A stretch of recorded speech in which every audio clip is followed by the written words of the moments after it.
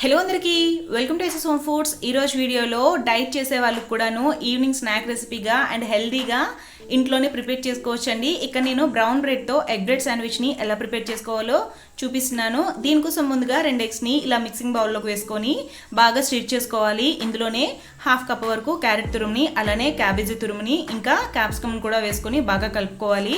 ఇందులోనే half tablespoon salt, half tablespoon chaat masala, 1 tablespoon కారాన్ని వేసుకొని మొత్తంగా బాగా కలుపుకొని ఇప్పుడు స్టవ్ ఆన్ చేసి ప్యాన్ పెట్టుకొని కాస్త ఆయిల్ని లేదా బటర్ని వేసుకొని ఆమ్లెట్ని ఇలా స్క్వేర్ షేప్లో వేసుకోవాలండి.